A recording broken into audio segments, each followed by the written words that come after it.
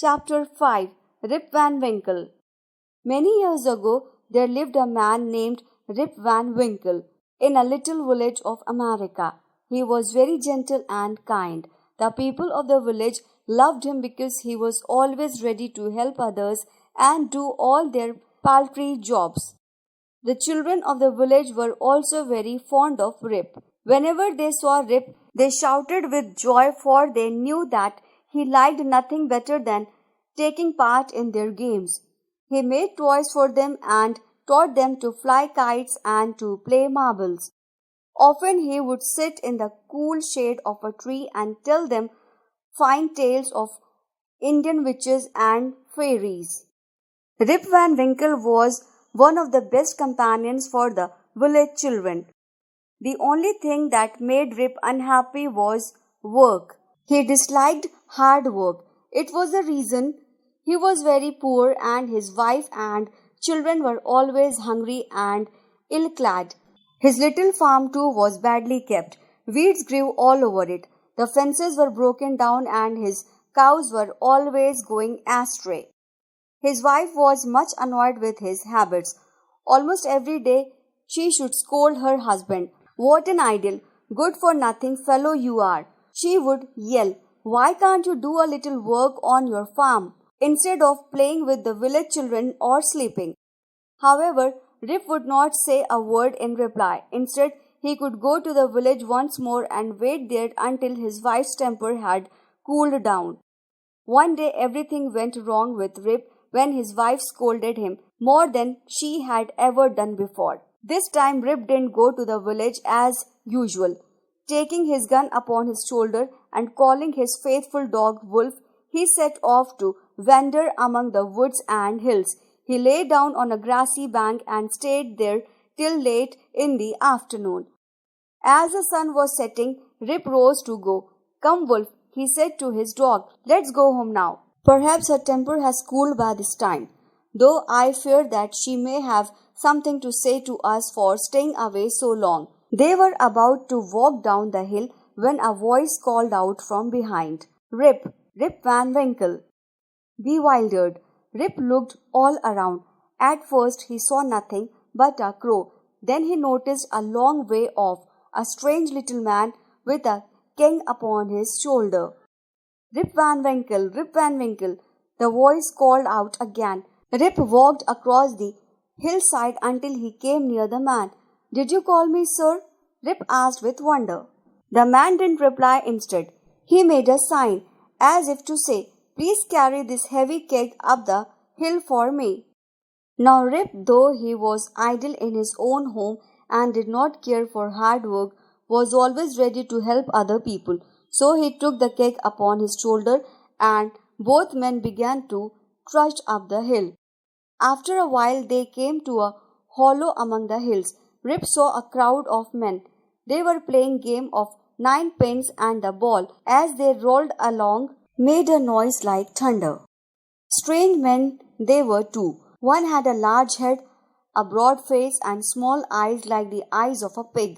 Another had a face which seemed to be all nose. The leader was a fat old fellow with a sunburned face. He wore a laced jacket, a broad belt, a sword, and a high hat with a feather in it, red stockings, and high-heeled shoes. As soon as the players saw the keg, they stopped their game.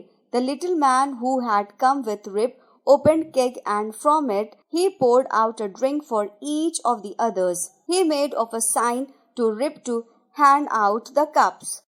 The men seemed to be thirsty because of the game. They drank eagerly. Then back they went to their game, the ninepins. Rip was thirsty too, but they didn't think of giving him a drink. So when nobody was looking, Rip took one sip from the keg. "A good drink, to be sure," he whispered to himself. Then he took a little more and then a little more. Before long, Rip began to feel quite drowsy. Then he fell fast asleep. When Rip woke up, he found himself still on the green hillside. He rubbed his eyes because it was a bright sunny morning. The birds were hopping and chirping among the bushes, and an eagle was flying high in the sky above his head. I must have slept the whole night, thought Rip. He looked around for the men who had been playing ninepins, but they were not to be seen anywhere. His dog, Wolf, had vanished too, but his gun was still lying beside him. Rip was surprised to see that it was eaten away with rust and almost falling to pieces. Rip stood up, lifted his rusty gun, and went to look for the men whom he had seen the night before. "They have played some mean trick on me," said Rip in anger. "I shall give them what they deserve."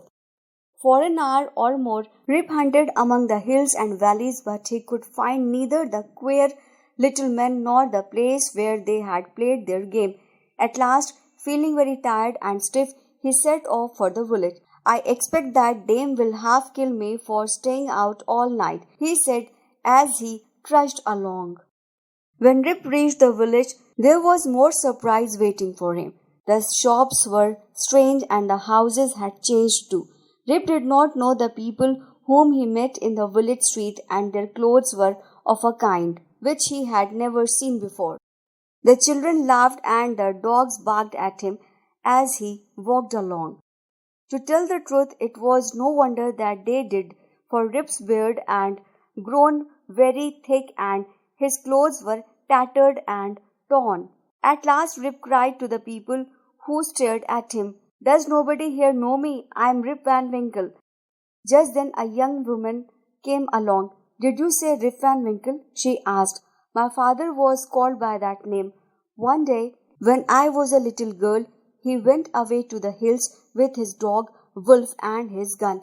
His dog came home without him, but my poor father has not been seen since that day." "How long ago was that, my good young lady?" asked Rip.